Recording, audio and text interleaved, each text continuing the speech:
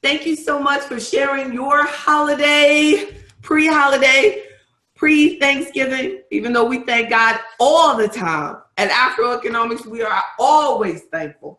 So I thank God for you this Wednesday before Thursday. For those of you who celebrate Thanksgiving, I appreciate it, and I respect your appreciation of Thanksgiving.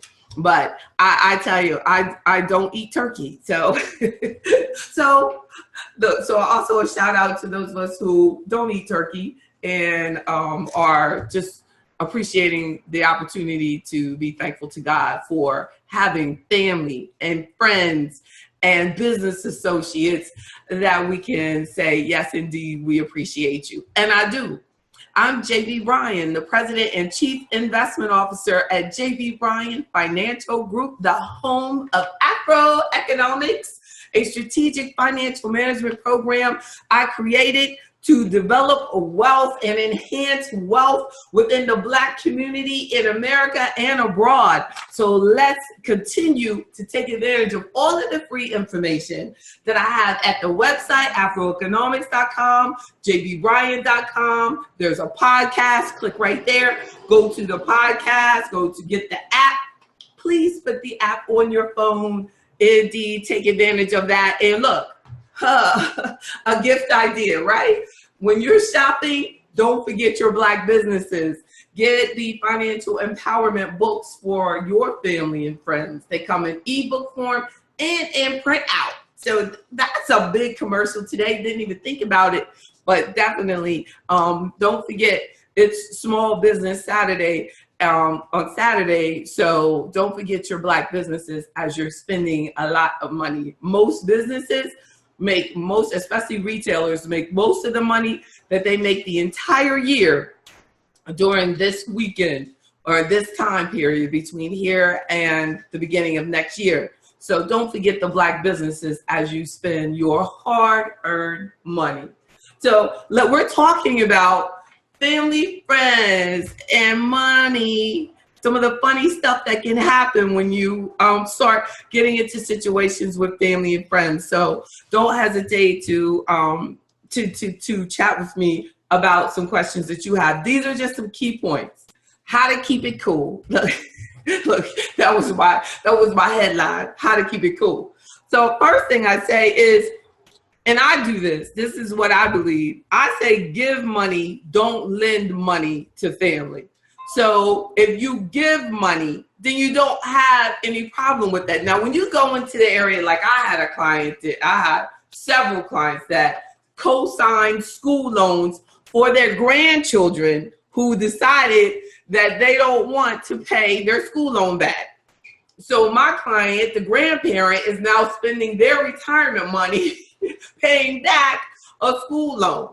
And I met this one hardworking, now in her 70s, senior citizen, trying to retire, living off fixed income, co-signed for a grandchild, and had to actually move out of her home because them federal loans, they don't pay. They're going to be paid back. So the grandchild doesn't pay the loan back, and the parent couldn't get approved for the loan.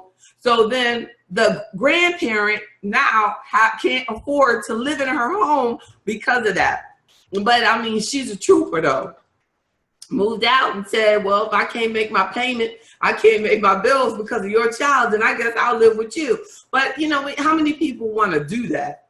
Want to have to move out or change their whole standard of living, have a bedroom versus your whole house because of a school loan. So, those type of things. And I'm not even making this up. I have heard that so many times from grandparents. Now, that's really challenging because the grandparent actually has to still, on holidays and every other day, know that their grandchild or child is out there, coming in for the holidays, looking them right in the face and acting like they're not causing them financial challenges. And they are. Sometimes people think that, that just because you're doing okay, that they don't have to acknowledge that loan that you gave them. So in order for you to do that, I say, the second point is that if you lend, Only lend money that you do not need back. Now, I would say on no circumstances should you do that co-signing thing. Unless that's your own child and you realize that you could end up paying all of that back yourself and you can handle it. Well, other than that, then try to figure out a different way to get, educated, or get that car, do something else, or share your own. Because of, co-sign is some serious stuff. That's your debt. No? So I have a client who has had a friend that asked him to co-sign for something for her. Then they broke up, and now she still has it. And he can't get the asset back because he is being a nice person. That's a challenge. That's a challenge. And of course, they don't speak anymore. Then a really jacked up situation. She's not making the payment. You know what I mean? Money and combining money, can really make things complicated. So if you're going to do something, make sure that you are willing, capable, and able to make those payments yourself. Or if you're lending money, you don't need that money back. And if you do lend money, my third point is to get it in writing. Get it in writing. Now, if you get it in writing, I don't know if you can take it to the next step to take it to the courthouse, but at least you've got it in writing. Now, as soon as the payments are missed, my fourth point is, as soon as any payment is missed by a family member, friend, if that payment is missed, then immediately call them and make arrangements. Because a big mistake that most people make when they lend money to a family member or friend, what do? They let them miss that first payment and they don't say anything because they don't want to cause no conflict. They don't want to create any drama, right? But when you once you allowed that first payment to be missed, you went into they must not really need it back zone, right? They said, well, they must not really need it.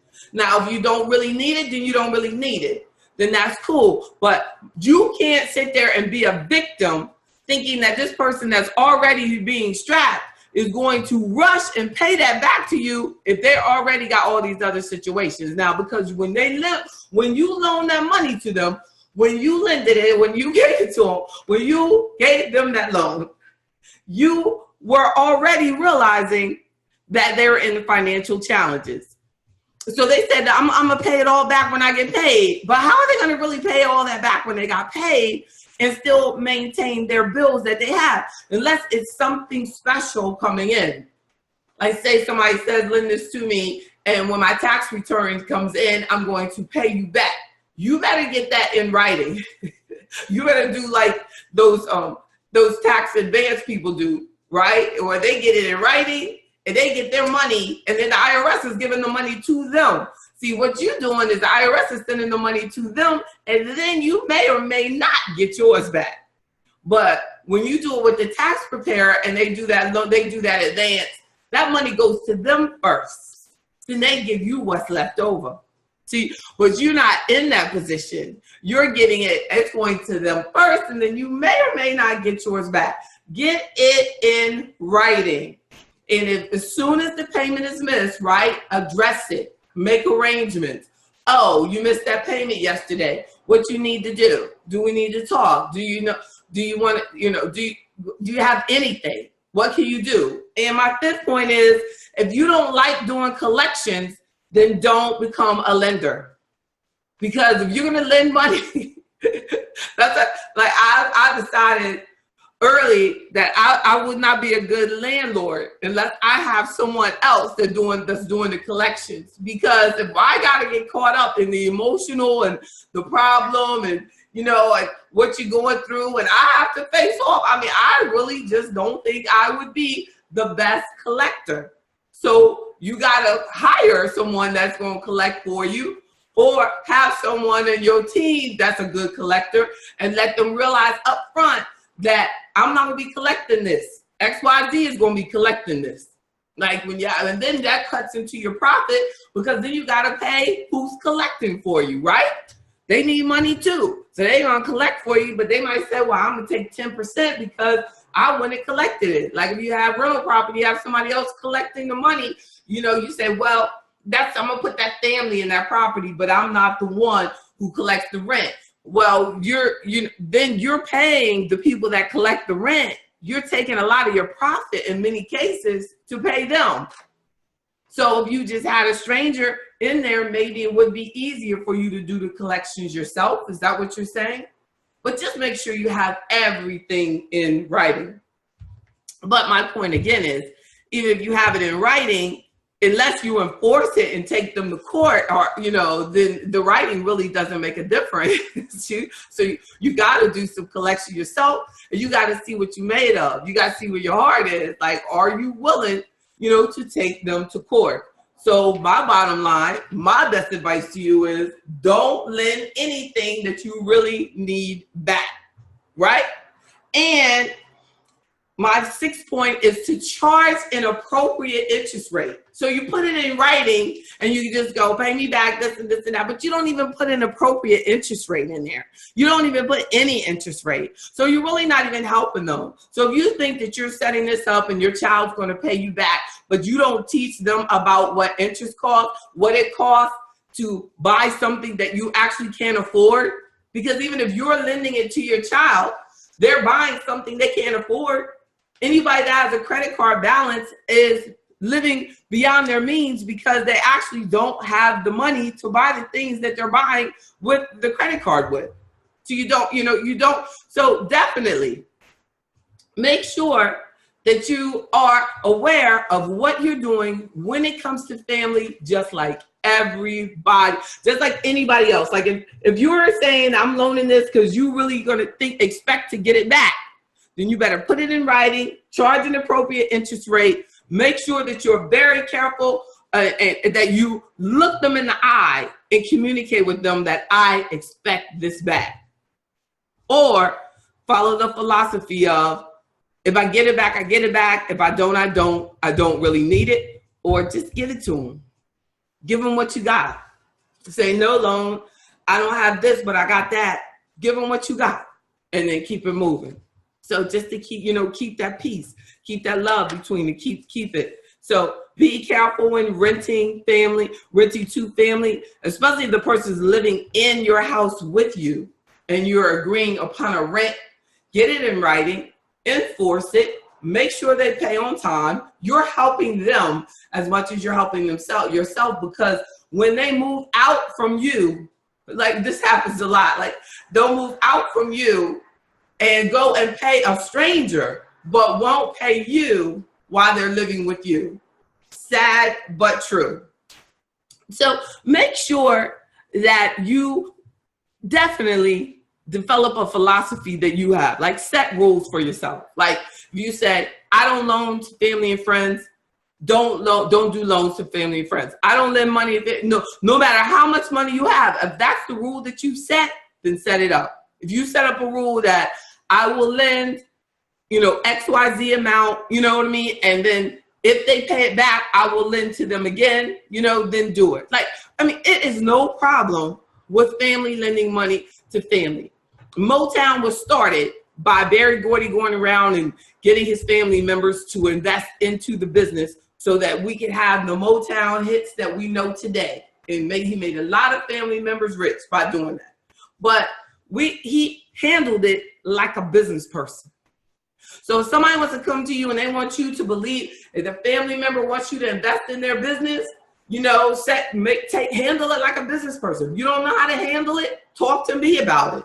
I can work it through and explain to you as your investment advisor that you are actually making an investment when you invest in anybody's business, and then explain to you how it works, how you should, what the risk involved are, everything. Sit down with you both together. That's what I do.